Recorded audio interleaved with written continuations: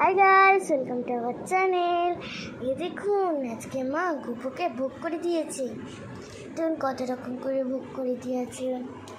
আজকে অক্ষয় তৃতীয়ার উপলক্ষে মা লক্ষ্মী, গণপতি, গপুকে ভোগ করে দিয়েছে। মা কী কী দিয়েছে এর মধ্যে? খিচুড়ি হয়েছে, বেগুন ভাজা, আলু ভাজা, পাঁচমিশালি সবজি আর সাবুর রসগোল্লা। বাহ! এই যে শেফ যে এখন গপুর রান্না করেছে।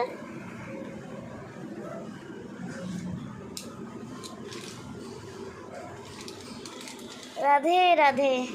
Thank you guys for watching this video.